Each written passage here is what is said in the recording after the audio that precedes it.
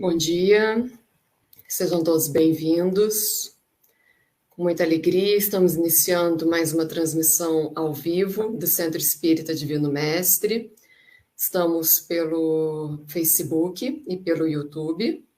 Lembrando a vocês que acontece ao vivo essa transmissão, mas ela fica salva, ela fica gravada, podendo assim ser assistida novamente quando quiserem. Também a importância de vocês fazerem os 3 Cs: curtir, comentar e compartilhar. É muito importante, porque assim as plataformas elas fazem a recomendação do nosso canal para pessoas que tenham o interesse no que nós abordamos aqui. Então, para a gente poder iniciar, vamos fazer a nossa prece, para que possamos, assim, receber o nosso convidado dessa manhã. Então, vamos fechando os nossos olhos. Se assim vocês se sentirem confortáveis, não é uma obrigatoriedade fechar os olhos para fazer uma oração. Mas vamos, então, respirando, procurando trazer a nossa mente, todo o nosso ser para esse momento, estarmos realmente presentes aqui. Vamos elevando os nossos pensamentos e sentimentos, agradecendo a Deus pelo amparo que nós recebemos, através dos bons espíritos, os nossos mentores dessa casa, desse trabalho, que estão sempre junto a nós, nos amparando, iluminando a nossa caminhada. Vamos juntos nesse momento pedindo que a luz divina se faça presente através dos nossos mentores, que a luz divina venha penetrando em nós, pelo topo da nossa cabeça, vai sentindo, imaginando, desejando que a luz divina adentre o nosso ser, fazendo uma limpeza, uma purificação de todas as energias negativas, densas, que nós fomos acumulando em nós. Que a luz divina possa ir limpando, purificando todo o nosso ser, cada uma das nossas células.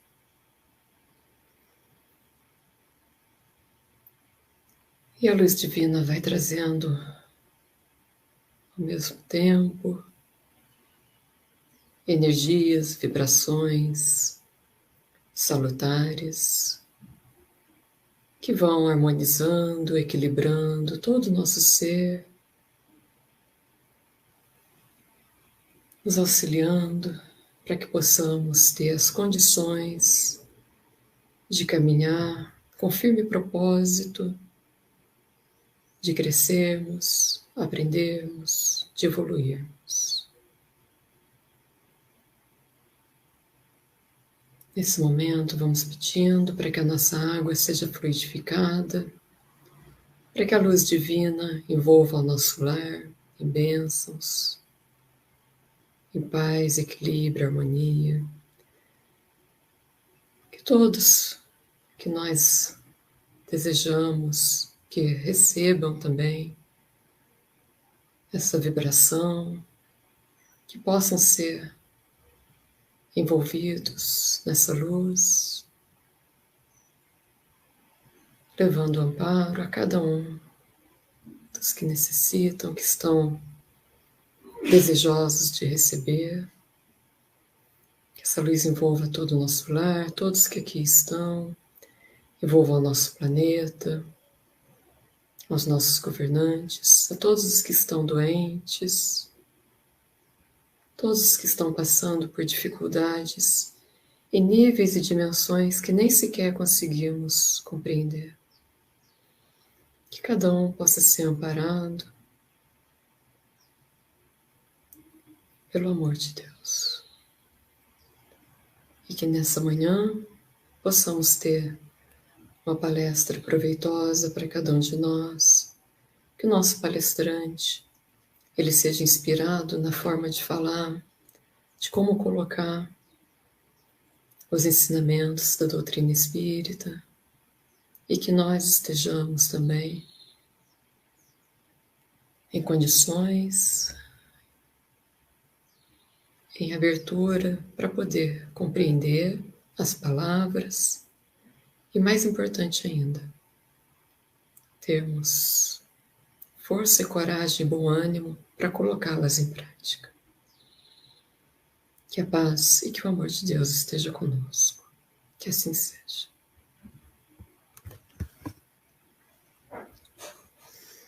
Bom, antes de eu chamar o Marcos Demário, que já está aqui aguardando, eu não dei o recado antes de propósito, porque eu já sei que muitas pessoas só entram depois que eu fiz a abertura, e o recado de hoje é muito importante de ser dado, e então eu precisava que tivessem mais pessoas já aqui. Agora, no próximo sábado, dia 23, todos aqueles que são sócios efetivos da nossa casa estão convocados para poder participar da Assembleia Geral Ordinária. Ela era para ter acontecido em março, mas não foi possível, então ela vai acontecer agora, dia 23/10. A primeira chamada é às 15 horas. Às 15h30 é a segunda chamada. Na segunda chamada, nós fazemos assembleia com o número de sócios que estiverem presentes. Ela vai acontecer na Obra Social Célio Lemos, porque lá o local é maior, tem um salão bem amplo, e com isso a gente pode fazer o distanciamento e ter a possibilidade de ter a respiração melhor e tudo mais. Vai precisar ir de máscara para poder participar e, resumidamente, a Assembleia Geral, então, para que ela é realizada todos os anos. E, novamente, esse ano vai ser para essas questões aqui. Primeiro, eleger e empossar, que nesse ano vai ser os conselheiros do grupo A. O ano que vem são os do grupo B. B, para conhecer, aprovar ou requerer o relatório anual apresentando pelo Conselho Diretor todas as atividades da Comissão Administrativa, o parecer da Comissão Fiscal e as atividades da Comissão Doutrinária. Então, todos os sócios efetivos vão nessa assembleia saber o que foi feito na casa nesse último ano. E C, eleger e empossar a Comissão Fiscal. Então, todos os que são sócios efetivos estão convocados para comparecer à nossa AGO. Quem tiver dúvida de o que é sócio efetivo, eu sou, eu não sou, vocês podem mandar mensagem no WhatsApp que nós respondemos sem problema algum, tá bom? Então, vamos chamar o Marcos. Bom dia, seja bem-vindo. Muito obrigado por aceitar o convite mais uma vez.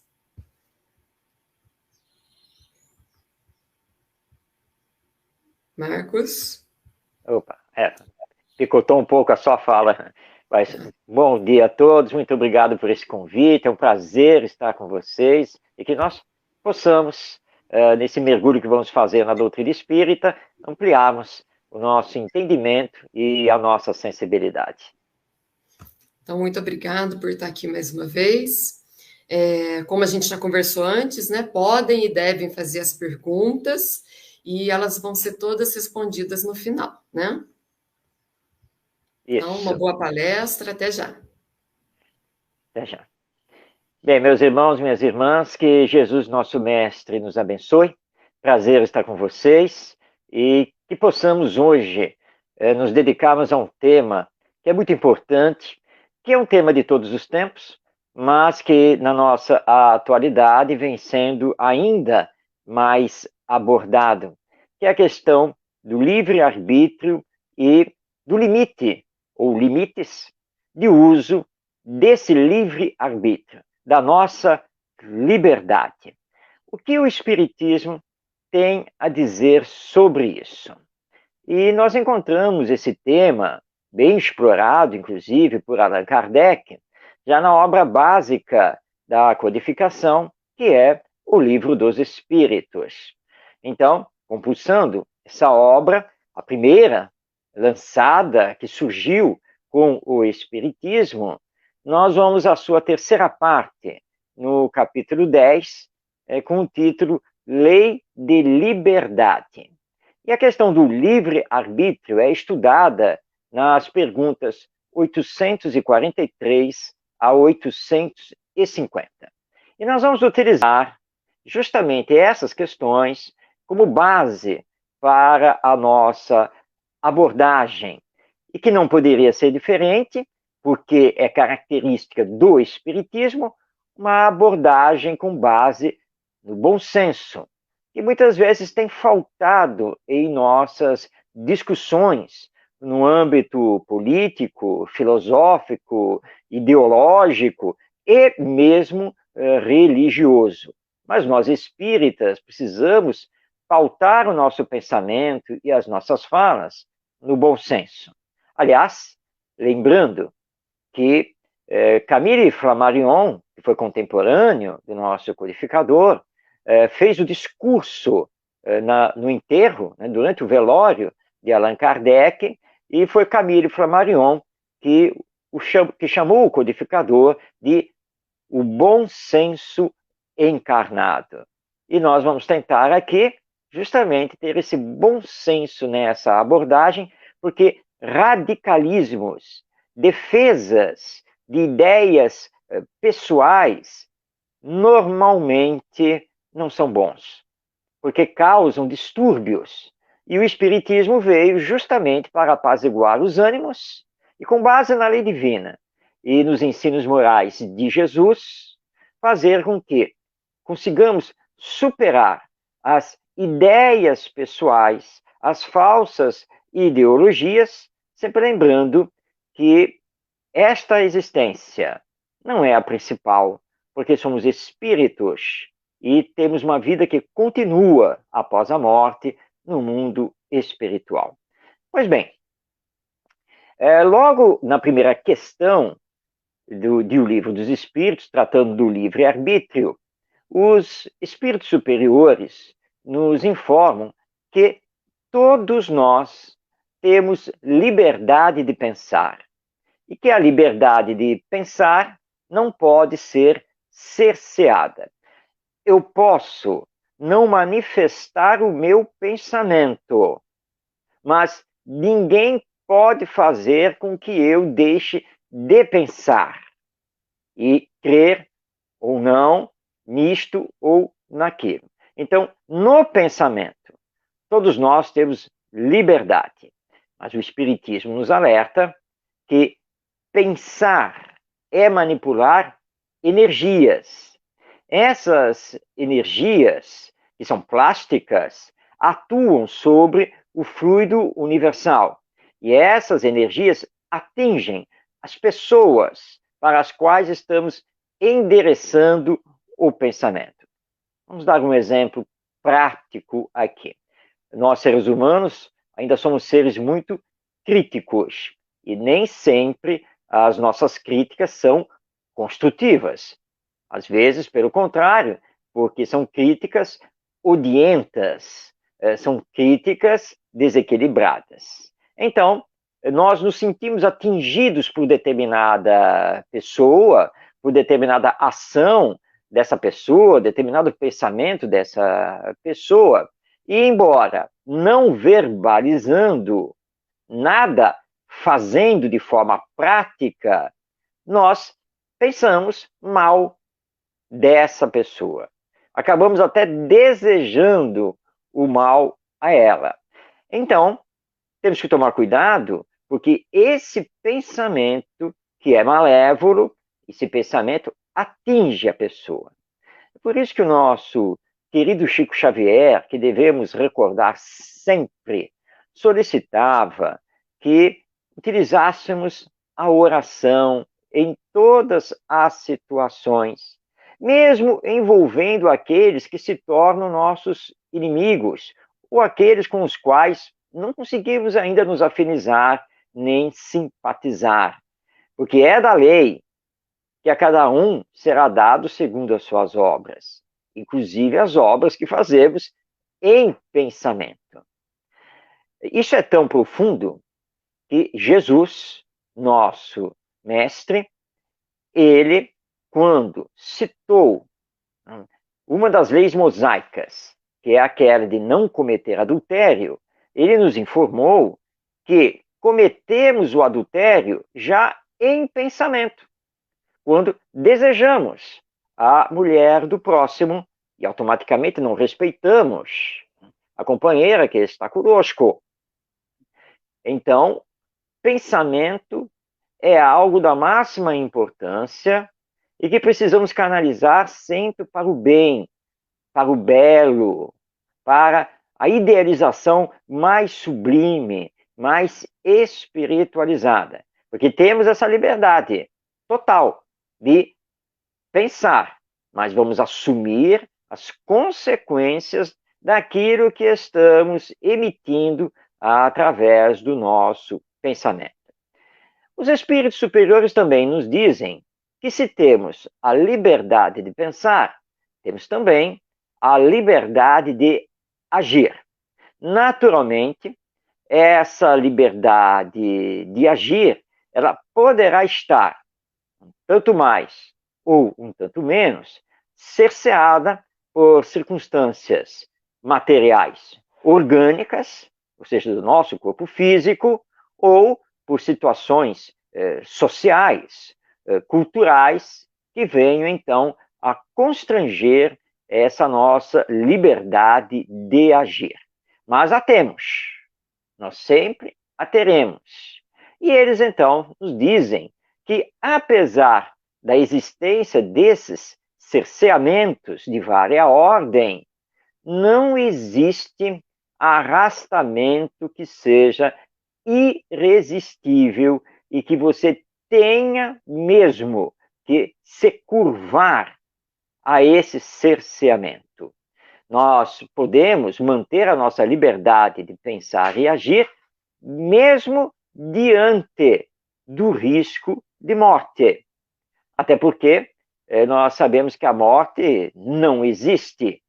E que se o nosso pensamento é o correto, se o nosso pensamento tem por base os ensinos morais do nosso Mestre Jesus, a nossa consciência pacífica, não há por que nos entregarmos a qualquer violência que se faça contra nós.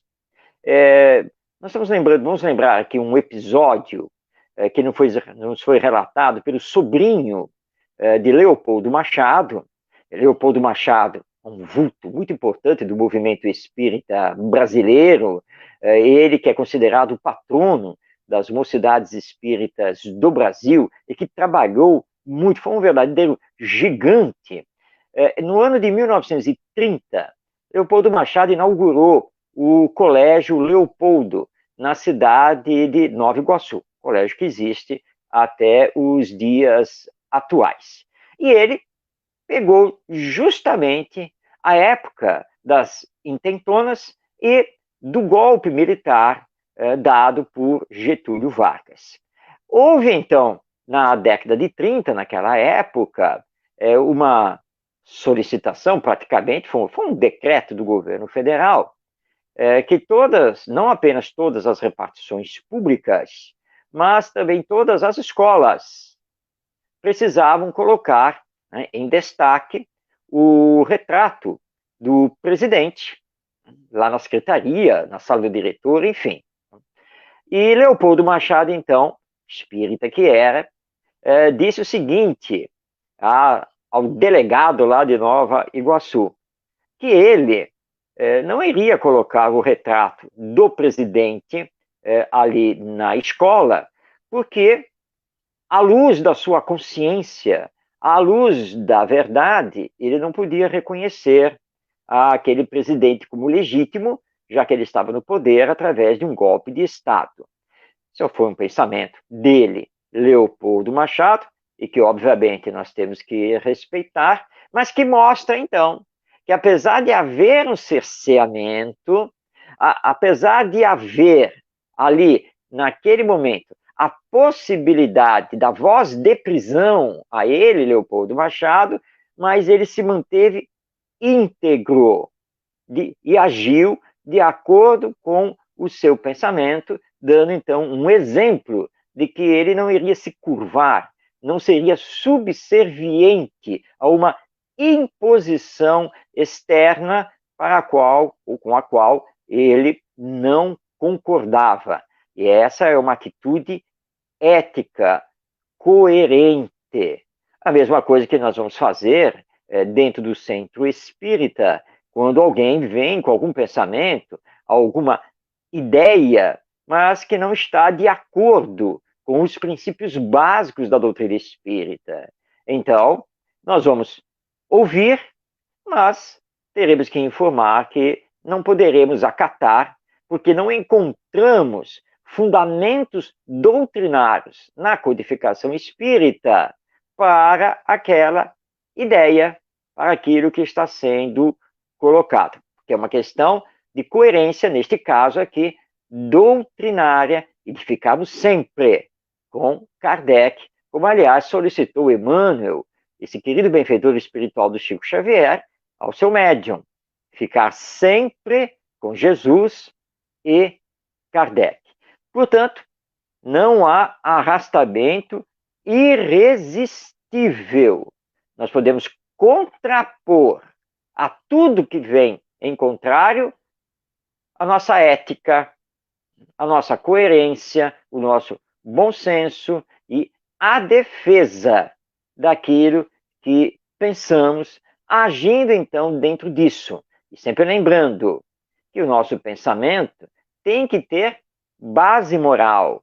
Nosso pensamento precisa ter, e no nosso caso como espíritas, a legítima base doutrinária raciocinada.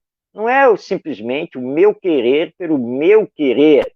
Não é simplesmente defender a minha ideia porque considero que ela seja a correta, a verdadeira, mas se eu não tenho argumentos verdadeiros, filosóficos, científicos, doutrinários, para defender a minha ideia. Aliás, em espiritismo, nada pior do que a minha ideia, nada pior do que o famoso achismo, ou seja, o que eu acho. Porque nós não devemos achar nada, nós devemos estudar cada vez mais e sempre o Espiritismo para sermos legítimos representantes desta doutrina. Como fez Divaldo Pereira Franco, esse médium e palestrante que é um exemplo a todos nós, quando certa vez, jovens espíritas conversando com ele, fazendo perguntas, um jovem perguntou qual era a opinião dele, Divaldo Franco, sobre um determinado assunto. Divaldo iniciou a resposta dizendo, bem, nós compreendemos com o Espiritismo que... E aí o jovem cortou a palavra do Divaldo e disse, não, o senhor não entendeu. Eu não quero saber o que o Espiritismo pensa sobre esse assunto. Eu quero saber a sua opinião pessoal. Então Divaldo olhou para o jovem e disse, meu filho, olha só, eu sou espírita, eu sou divulgador do Espiritismo. E sou espírita e divulgador do Espiritismo porque estudei e aceitei os princípios do Espiritismo. Como eu posso ter, então, uma opinião pessoal que não seja aquela que emana da doutrina que eu professo e na qual eu acredito? Então, para lhe responder, eu sempre terei que responder à luz do Espiritismo, porque seria incoerência da minha parte estudar o Espiritismo, aceitar o Espiritismo, saber que o Espiritismo sobre esse assunto pensa A, e eu lhe dar aqui uma opinião B. Seria falta de senso, né? A falta de bom senso.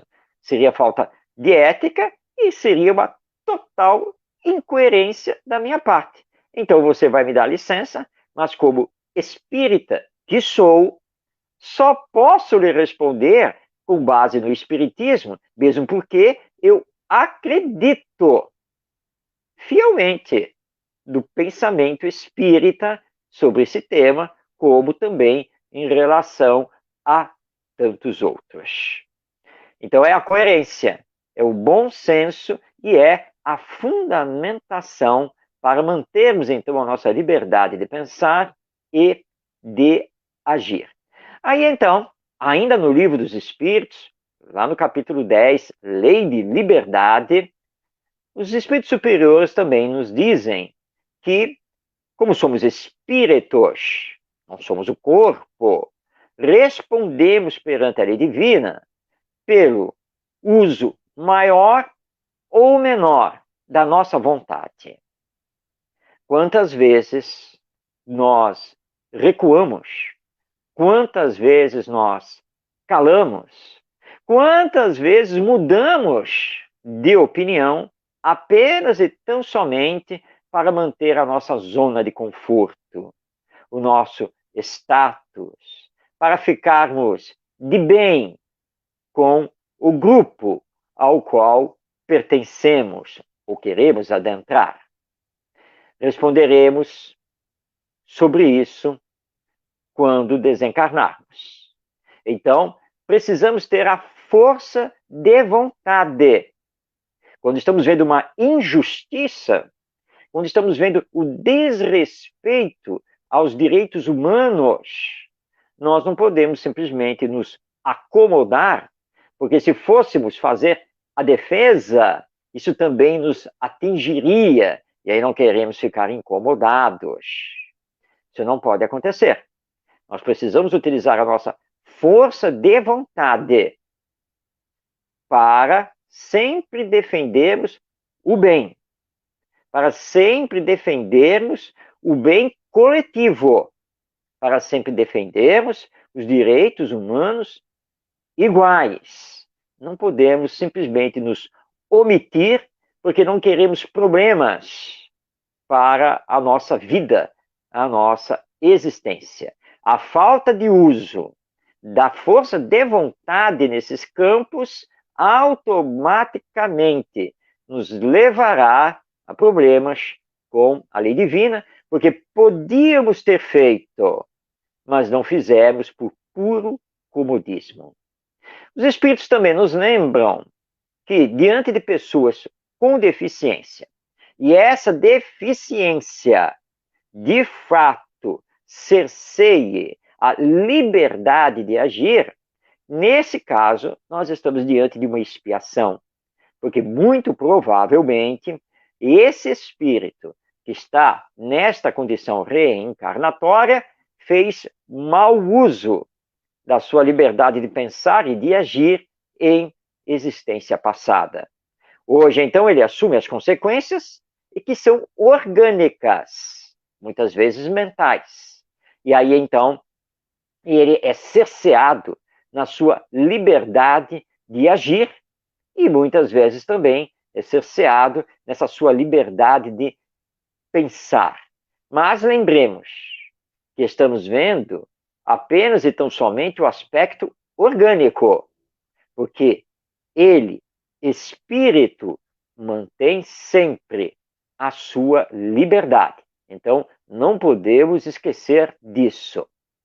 Os espíritos também nos informam que os vícios, sejam eles físicos ou morais, e aqui vamos colocar vícios como o alcoolismo, o consumo de entorpecentes e assim por diante, que esses vícios não nos desculpam no uso do livre-arbítrio, porque mergulhamos nesses vícios por conta própria, porque poderíamos ter utilizado a nossa força de vontade para não nos deixarmos levar por esse falso convite do álcool, das drogas e assim por diante.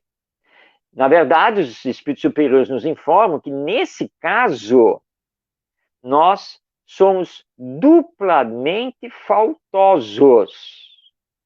Por quê?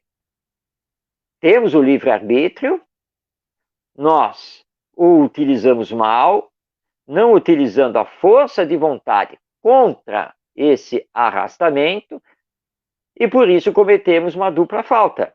E aí mergulhamos nele, e aí queremos desculpar as nossas ações por conta de estarmos, naquele momento, sob o domínio do vício.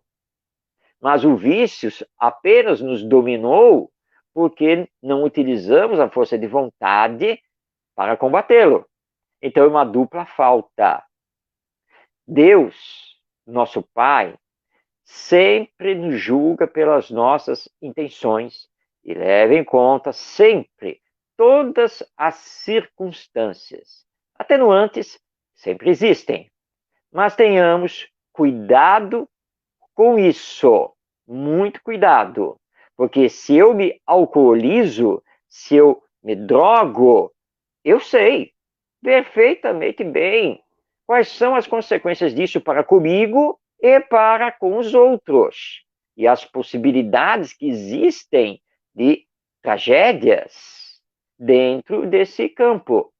E eu sei que se eu me esforçar, que se eu conversar comigo mesmo, se eu rogar o auxílio espiritual, eu posso superar o vício, eu posso controlá-lo, não permitir que ele me domine.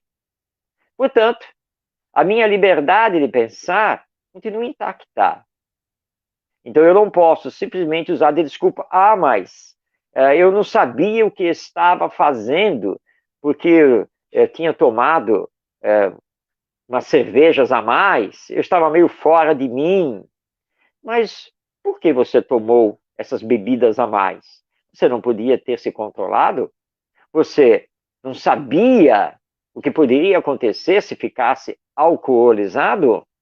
Então isso não é desculpa no uso da nossa liberdade. Na verdade, é uma dupla falta. E também os espíritos nos levam a pensar com profundidade sobre a nossa responsabilidade social, coletiva, do uso do livre-arbítrio. Porque nós vivemos com os outros. Nós somos seres interdependentes. Nós evoluímos não apenas sozinhos, pela nossa exclusiva força de vontade. Nós evoluímos graças também aos outros, aos nossos irmãos e irmãs e humanidade que fazem a sua parte e que dependemos do que eles fazem. Portanto, temos uma responsabilidade social. Por isso que o Espiritismo nos solicita pensarmos nos outros, não apenas em nós. E esses outros precisam ser expandidos, não apenas os nossos entes queridos do núcleo familiar, do lar, não apenas os nossos amigos mais chegados, não apenas os nossos grupos de interesse. Nós precisamos ter o olhar da coletividade maior, social, onde estamos inseridos, chegando inclusive à própria humanidade. Portanto, o uso do nosso livre-arbítrio repercute junto aos outros, repercute na forma com que a nossa sociedade possui os seus valores e na forma com qual ela age. Somos responsáveis também por isso e vamos responder por essas nossas ações que atingem o coletivo. E hoje em dia precisamos tomar muito cuidado, porque os meios de comunicação nos facilitam colocarmos o pensamento em ação. Não, mas eu não participei da reunião, eu não estive lá na passeata, eu isso, eu aquilo. Eu nunca saí de casa. Nunca saiu de casa. Mas usou as redes sociais. Usou os aplicativos de comunicação instantânea, quais Facebook, Instagram, Twitter, WhatsApp, Telegram e assim por diante. Você usou. Usou para postar, sejam textos, sejam vídeos, fotos que influenciaram outras pessoas, que atingiram o coletivo. Então, não podemos nos eximir dessa responsabilidade, ainda mais enquanto espíritas, porque é nosso dever semear sempre o bem, o amor, a fraternidade, a solidariedade, o bom senso, a ética, porque é isso que nos deve caracterizar. E aí, então, nós temos os parâmetros para os limites do uso do livre-arbítrio. Quais sejam os ensinos morais de Jesus, nosso mestre? Porque ele é o nosso guia e modelo, nosso governador espiritual, e é a ele que precisamos seguir. E o que foi que ele nos disse? Amai-vos uns aos outros. Isso é sublime, isso é profundo. Eu preciso amar aos outros. E esses outros são os outros, simplesmente. Ou seja, toda e qualquer pessoa. Jesus não fez nenhum tipo de distinção. Quem somos nós para fazermos essas distinções? Portanto, aprender a amar o nosso próximo é a grande missão que temos a realizar aqui na Terra, nesta encarnação. Mas Jesus, sabedor de que muitas vezes nos confundimos nas interpretações dos ensinos, ele nos deu então um parâmetro ao qual não temos como discutir. Para amarmos-nos uns aos outros, de fato, para termos esse aprendizado do amor ao próximo, precisamos então aplicar uma regra. E essa regra é a seguinte: aprender a fazer ao outro somente aquilo que gostaríamos que ele nos fizesse. É claro que nós queremos sempre que os outros façam para nós coisas boas, que os outros nos respeitem, que os outros nos compreendam, que os outros nos auxiliem. Ou seja, sempre o bem, sempre coisas boas. Portanto, a regra nos diz que se desejamos que os outros só nos façam o bem, é o bem que devemos fazer aos outros. E aí, então, nós temos o limite do uso do livre-arbítrio. Ou seja, podemos utilizar a liberdade de pensar, a liberdade de expressão e a liberdade de agir, desde que não venhamos a ferir o próximo. Desde que não venhamos a perturbar a sociedade. Esse é o limite. Esse é o parâmetro. Porque hoje em dia se discute muito, principalmente essa questão da liberdade de expressão. Onde está o limite?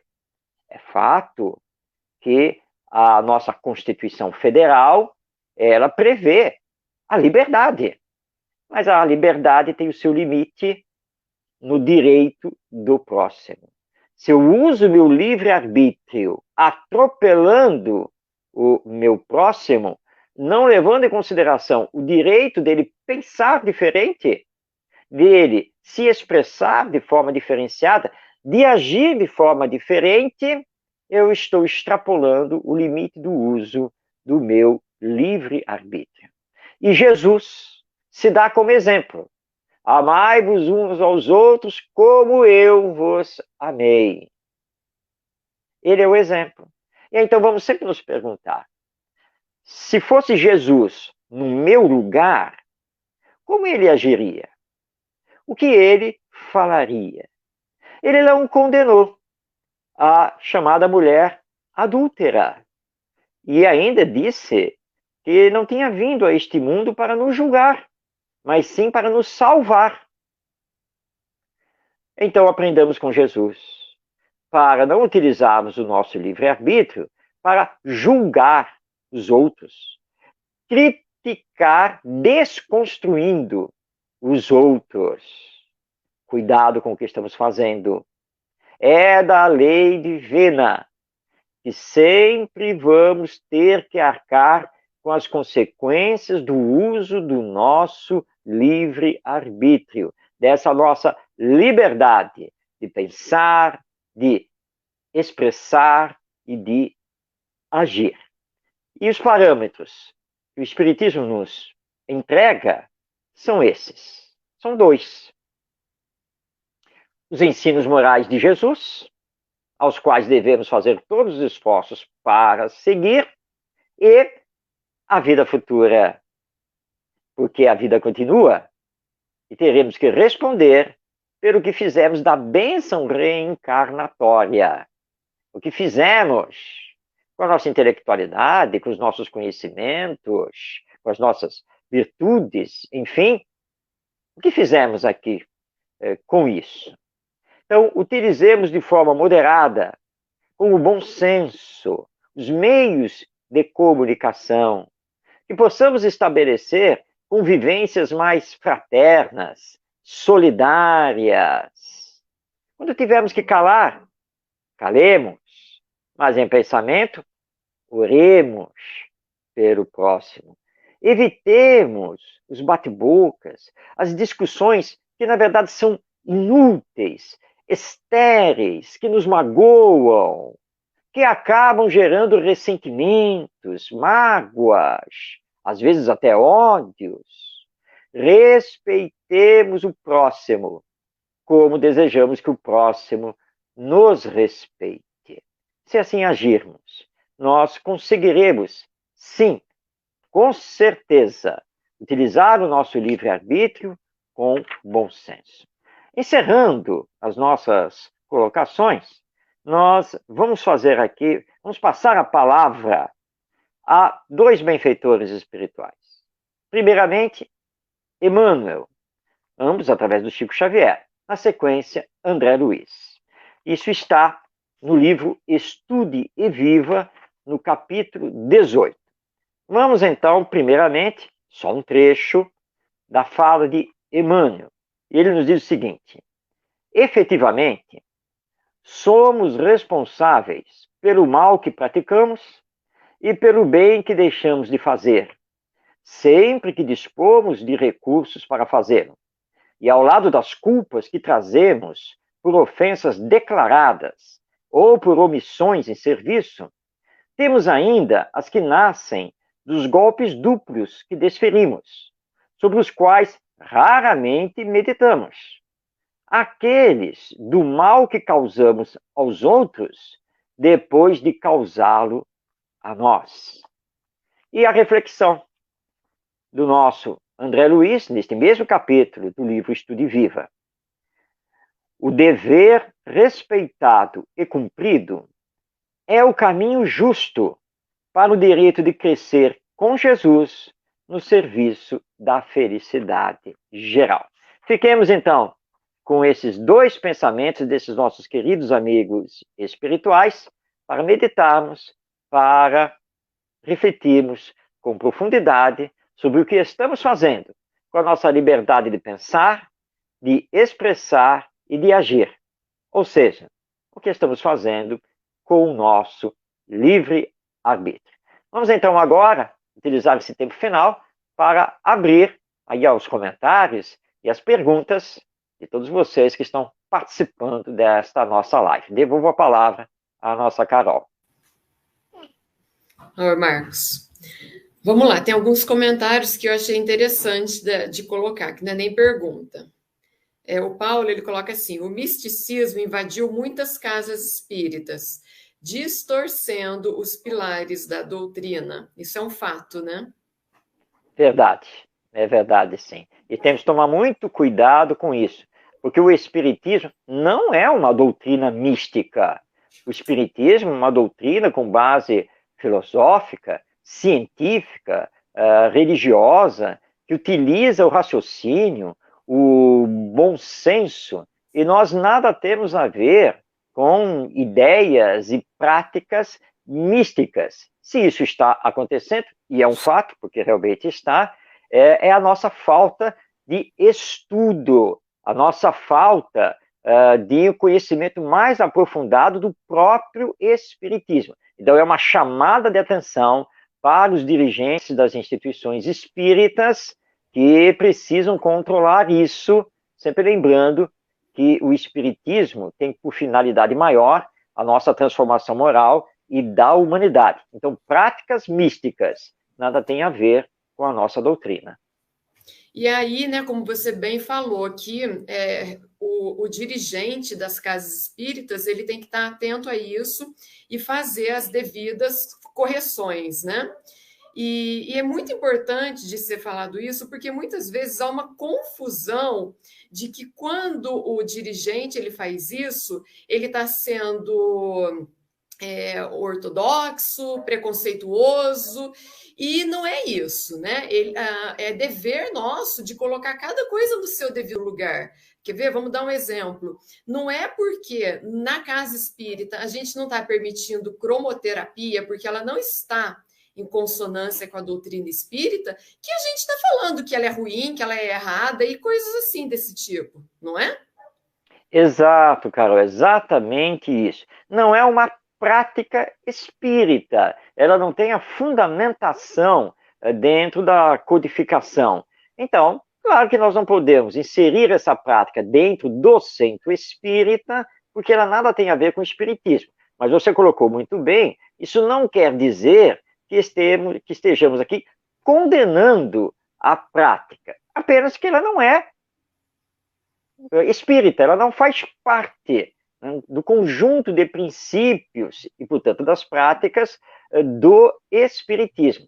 E, olha, é melhor sermos chamados de ortodoxos, puristas, e vai por aí afora, mas manter a integridade do espiritismo. Lembrando que o Centro Espírita é justamente a instituição humana que representa o espiritismo. Mas se eu adentro lá e vejo gente acendendo vela, fazendo cromoterapia, etc., etc., o espiritismo ficou onde?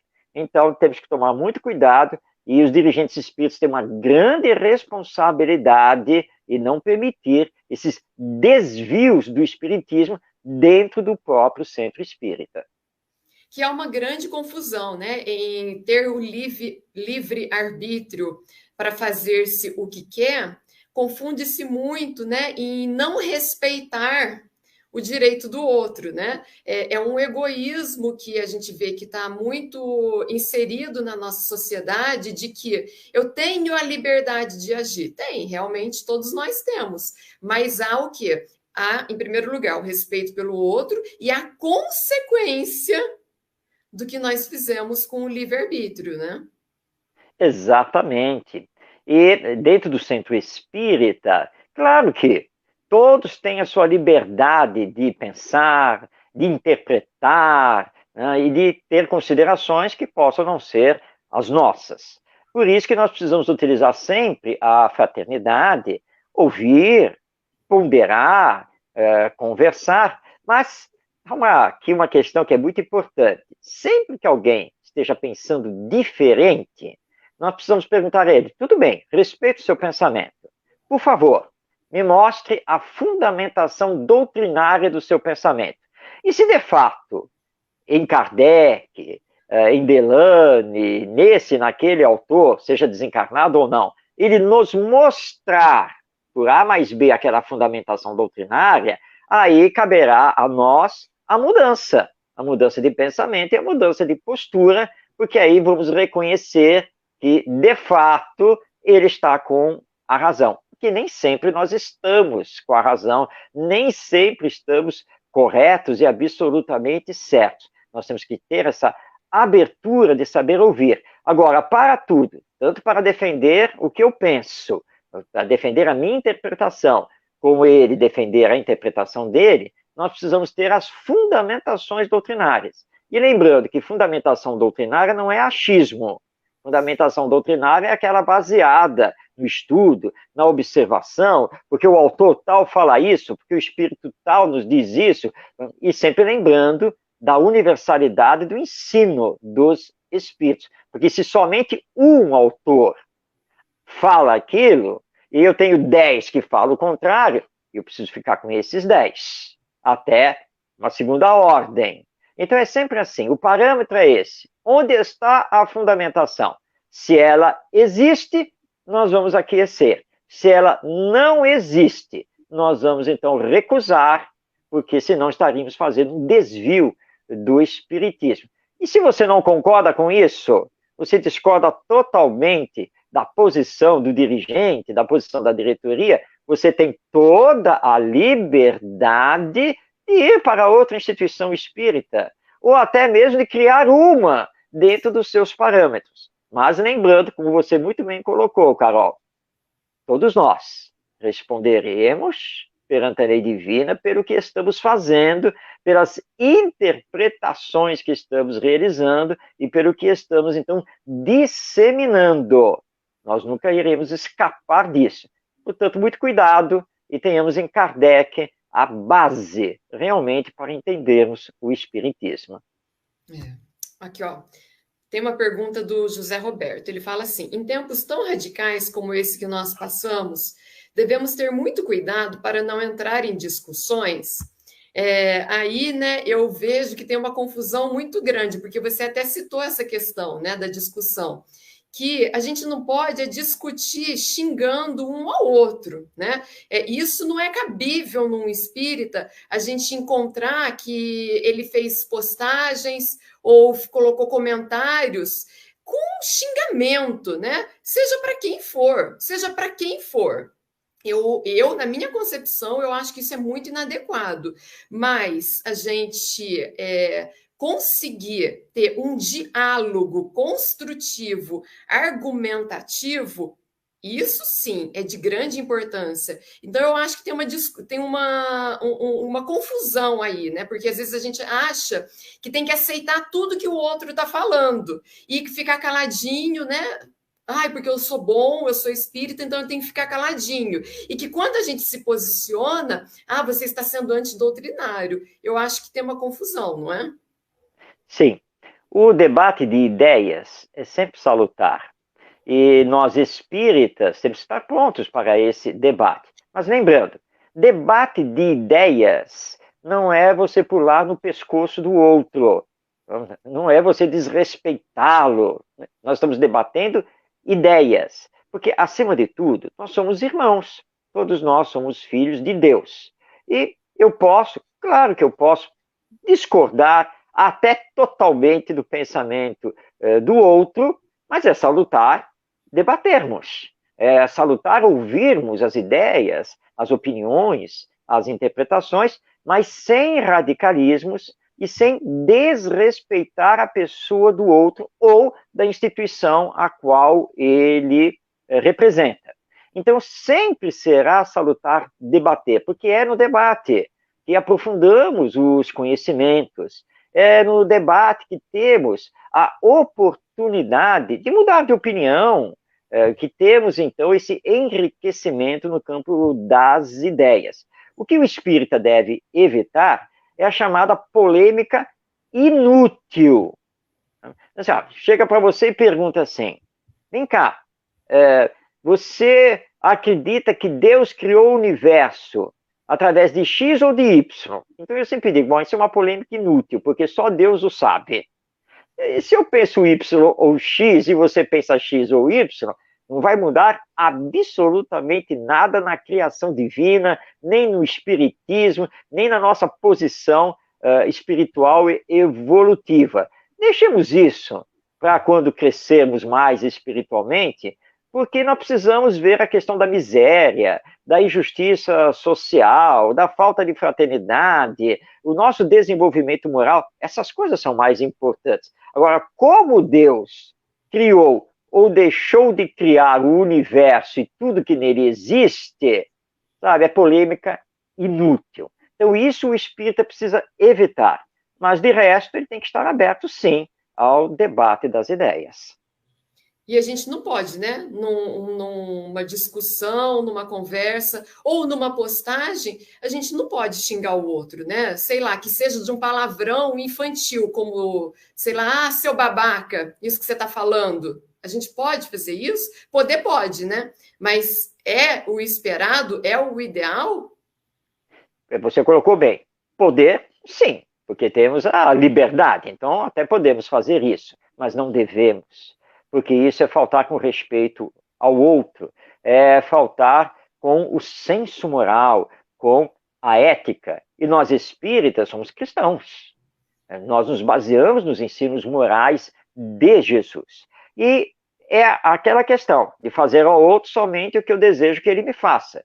Eu não desejo que ninguém fique aí me xingando através das redes sociais. Então, também não devo fazer isso. Isso não é postura do verdadeiro espírita e indica que, na verdade, eu não permiti ainda que o espiritismo, de fato, me transforme moralmente. A Beth pergunta assim: o nosso livre-arbítrio é o responsável pelas nossas colheitas futuras? Sem dúvida, né? Sem dúvida, com toda a certeza. Lembrando que o livre-arbítrio não é autônomo, ele não existe por si, é uma faculdade nossa, do espírito que somos. Então, com certeza, é o uso do livre-arbítrio, dessa nossa liberdade, que vai nos acarretar as consequências, boas ou más, para o nosso futuro, já aqui nesta existência e depois da morte. A Elisete, ela pergunta assim, uma boa pergunta. A evolução moral de cada um não é determinante para o livre-arbítrio? Sem dúvida também, né? Claro, claro. Nós estamos aqui na Terra para dar continuidade ao nosso progresso, tanto intelectual quanto moral, e principalmente moral, que é o que está nos faltando. Por que nós não conseguimos ainda corrigir esses desvios, esses males da sociedade humana? É porque nos falta ainda sentimento, porque nós temos nos desenvolvido imensamente na área intelectual, mas não tanto na área moral. E é isso que determina as consequências do uso do nosso livre-arbítrio. Quanto mais moralizados, mais estaremos na área sentimento, mais conseguiremos amar o nosso próximo e cada vez melhor utilizaremos o nosso livre-arbítrio pensando no bem de todos. Então é urgente mesmo que nos dediquemos ao nosso desenvolvimento moral. A Marisa, ela faz um comentário bastante interessante. Para a doutrina espírita, não há destino, não há predestinação, não há sorte ou azar. O futuro é construído todos os dias, sem sombra de dúvida, né? É verdade, mas há uma destinação, sim, superior, que é chegarmos à perfeição. Essa destinação é da lei divina, desde o ato criativo de Deus. Ou seja, Deus nos criou para chegarmos um dia à perfeição. Agora, chegar a essa perfeição, como ela bem colocou, é a construção diária, de cada dia, eu comigo mesmo, perante a lei divina. Então, nesse sentido, não há nada predestinado, porque se tudo estivesse predestinado, nós não teríamos o livre-arbítrio. Mas, pelo contrário, nós temos a liberdade de fazer o nosso progresso. Por isso, somos construtores de nós mesmos nessa caminhada para chegar à perfeição. Nós temos a liberdade de fazer ou até mesmo de não querer fazer os movimentos para o nosso progresso, né? A nossa destinação, que eu acredito que é o que a Marisa está querendo dizer, que a gente não tem o destino, como algumas pessoas querem dizer, de que, porque o fulano assassinou porque era o destino de ser um assassino. E como no próprio Livro dos Espíritos está lá, né, de forma bem clara, não há destinação para o mal, né? A nossa única destinação, como consta, né, no Livro dos Espíritos, é de chegar um dia à perfeição, né? Ninguém nasce ou renasce destinado a fazer isso ou aquilo. Existe, claro, uma programação, existe um planejamento, mas nós temos a liberdade de fazer ou de não fazer. Então, vamos dar um exemplo aqui. Eu reencarnei para escrever um livro. Ok, está lá na programação, eu me dedicar à literatura. Mas eu posso ou não fazer isso, porque eu posso me desviar e resolver fazer outras coisas. E isso é permitido pela lei divina. E ninguém, mas ninguém mesmo, é destinado a cometer o mal ao outro. Se eu faço o mal ao outro, foi pelo mau uso do meu livre-arbítrio, mas não que eu estivesse destinado a isso, jamais, porque isso seria totalmente contrário ao entendimento de Deus enquanto amor e perfeição. Então eu sempre responderei pelo mal que eu fizer aos outros, porque na verdade eu preciso semear o bem, porque o bem faz bem para mim, antes de mais nada, e claro, vai fazer bem para os outros, e fazendo bem para os outros, ele retorna para mim, porque é aquela sociedade mais harmônica, mais justa, e que me trará, então, a paz de consciência, a paz de espírito. Então, sempre lembrando, o espiritismo não sanciona o karma como aquele algo fechado. Esse era o seu destino, isso tinha que acontecer com você, disso você não podia fugir. Podemos sim, porque temos liberdade. Então, através dessa liberdade, nós fazemos a nossa caminhada aqui na Terra. É muito importante deixar isso muito claro, porque as pessoas confundem muito isso, né? De que o mal seria o desejo de Deus e o programa de Deus, quando não é, né? Cada um de nós fazendo uso da nossa liberdade. A última pergunta aqui, o José Roberto, ele fala assim: quanto maior a evolução, maior a liberdade. Quanto menor a evolução, maiores os karmas? Bom, a primeira proposição é correta. Quanto maior a nossa evolução, maior será a nossa liberdade, porque maior será o nosso entendimento da lei divina e do amor ao próximo. Quanto menos evolução, mais problemas nós teremos, porque teremos a tendência de utilizar a nossa liberdade de uma forma egoísta, vaidosa, orgulhosa. Então, claro que egoísmo, vaidade e orgulho terão como consequências problemas para nós. Mas isso faz parte da lei divina. É o processo de aprendizagem em movimento. Eu não consigo ainda entender a lei de amor, eu acabo progredindo pela dor, como uma escolha, pelo mau uso que fiz do livre-arbítrio. Mas esse mau uso, na sequência, me fará compreender um pouco mais que eu preciso utilizá-lo melhor. E assim eu vou, às vezes, sem perceber, realizando o meu progresso. Porque Deus não quer a dor para nós. Deus não quer o nosso sofrimento. Deus nos ama. E é por isso que ele não nos castiga. Apenas que ele faz com que tenhamos que assumir as consequências dos nossos atos. Mas ele sabe que determinados atos nós os realizamos mais pela nossa ignorância, pela nossa falta de evolução no campo moral. Portanto, existem as atenuantes, porque é diferente quando você já tem toda uma evolução no campo intelectual e mesmo moral, e acaba fazendo o mal com a intenção mesmo de fazer o mal. Então, isso é, de fato, um agravante.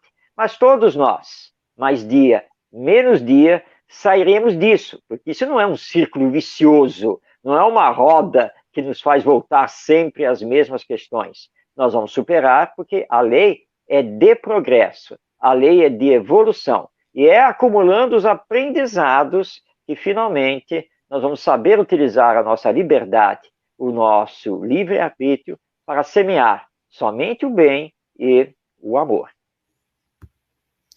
Muito bom. Esse tema ele é muito importante, né? É um tema que a gente pode dizer que ele é base, né, da doutrina espírita. Então, ele é, por mais que se fale, tem sempre que falar, né?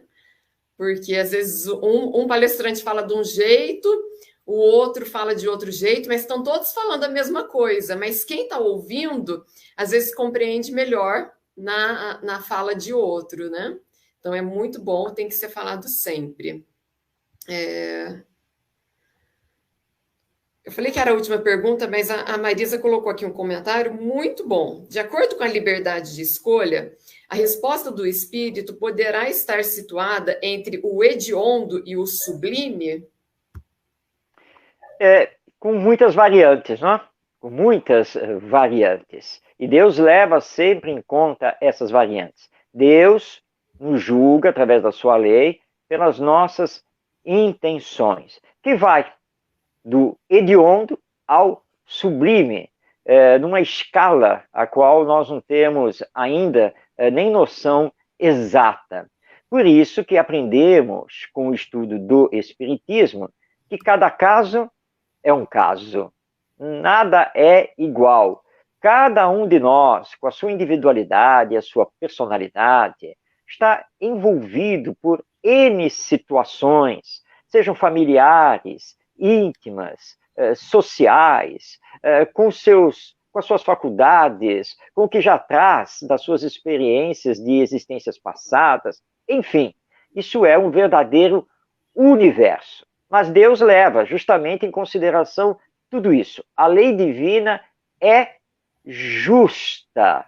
Ela é justa. Então, do hediondo ao sublime, nós temos, então, uma escala gradativa que é levada em conta pela lei divina e que nós vamos sempre responder de acordo com todas as circunstâncias, com as intenções e com o nosso atual estágio evolutivo. Muito importante de deixar isso claro, né? Porque as pessoas têm a tendência de achar que a lei divina é igual a matemática, né? 2 mais 2 é 4. Que tudo vai ser sempre desse jeito, tudo igual. E não é, né? Vai levar, a justiça vai ser realizada de acordo com tudo isso que você falou, né? As circunstâncias, cada caso é um caso. Quando a gente lê, né, os livros, os romances, é para a gente ter uma ideia, mas não para a gente achar que vai ser ipsilíteris como está escrito, né? Exatamente. Esta semana, para dar um exemplo, uma sobrinha me deu uma carona e ela brincando então comigo, disse assim, olha só, hein, já que eu vou ser o seu Uber, eu não aceito nota 4, hein? E eu então entrei na brincadeira, não tem problema, 4,1. Não é 4, certo? É 4,1. A lei divina funciona exatamente assim. Ela não é uma fórmula matemática, porque dentro da lei divina existe também a misericórdia divina. Já faz parte da lei. Por isso que nós temos o socorro das falanges espirituais. Tudo isso faz parte da lei divina. Os romances, como você bem colocou, nos dão exemplos, mas não que seja sempre daquele jeito. Muito pelo contrário, às vezes. Tá? Deus, acima de tudo, é bom e justo. E é isso que nós precisamos compreender. Nossa, muito bom. Esse tema é fantástico e com as suas explicações, então, fica tudo muito claro. Para a gente poder encerrar, vou novamente falar, porque é importante esse aviso, e depois do começo chegaram pelo menos mais 10 pessoas. Então, agora, dia 23, os sócios efetivos estão convocados para participar da Assembleia Geral Ordinária, para votar ou ser votado. Não é obrigatório se candidatar a conselheiro, mas é importante que o sócio ele participe, que ele vá lá, né, exercer o seu direito de votar, de escolher quem ele quer como um dos conselheiros da casa, como representante do Divino Mestre. Então, nessa assembleia, nós vamos fazer, como todo ano é feito, né? 3 momentos vão ocorrer na Assembleia. Um, que é eleger e empossar os novos conselheiros do Grupo A. B, é conhecer, aprovar ou requerer o relatório anual, onde vai trazer os informes da comissão administrativa, da comissão doutrinária. E o C, que é eleger e empossar a comissão fiscal, que é a responsável, né, de ver como que está o andamento da comissão administrativa, de ver se as contas estão certas. Basicamente é isso, tá? E já deixo o convite para as palestras da semana que vem, que na terça-feira o Vander ele vai falar sobre os espíritos protetores. Na quarta, o Luiz Eduardo vai falar o tratamento da obsessão. No domingo, o João Batista vai falar sobre a mensagem da imortalidade. Então, são todos temas bem do nosso dia a dia, mas de extrema importância. Então, estão todos convidados. Para a gente poder encerrar, Marcos, você faz a prece? Vamos sim, vamos fazer a prece. Neste momento, elevamos o pensamento a Jesus, nosso Mestre, que está sempre conosco, que nos protege, que nos abençoa, para agradecer pela vida que temos aqui na Terra, pelas oportunidades de aprendizado e de serviço, e rogando não apenas nos abençoe, mas também aos nossos familiares, aos nossos amigos e aos nossos inimigos. E Senhor Jesus, neste momento em que passamos ainda pelo problema da pandemia em nossa humanidade, nós rogamos, permita que as falanges espirituais do bem estejam com os nossos governadores, nossas autoridades públicas, que possuem em suas mãos os destinos das nações e da própria humanidade, para que possam ter os seus corações sensibilizados e assim, no amor e na fraternidade, na solidariedade e no bem, promoverem o avanço moral desta nossa humanidade. Abençoa, Senhor, também aqueles que estão em sofrimento, não apenas perante a pandemia, mas com as suas consequências no desemprego, na miséria, na fome, nas sequelas dessa doença. E também, Senhor, nós rogamos por todos aqueles que estão na linha de frente do combate ao vírus e que estão estendendo as suas ações no amparo a todos os sofredores. Que possamos, Senhor, com as lições do Evangelho, prosseguirmos sempre em frente, como semeadores da Boa Nova, nas ações do bem e do amor ao próximo. E embora sejamos pequenos e imperfeitos, nós aqui nos colocamos às tuas ordens e ao teu serviço, para que o Evangelho seja a luz que ilumine as nossas mentes e os nossos corações rumo à regeneração e à perfeição. Obrigado, Senhor, por tudo, e despede-nos na paz e no amor. Assim seja. Assim seja. Então, nosso muito obrigado, Marcos, mais uma vez contribuindo conosco nesse tema que foi tão bem explanado, que possa auxiliar todos que participaram hoje. Então, nosso muito obrigado. Desejo a todos vocês que estão aqui conosco um ótimo domingo, uma ótima semana.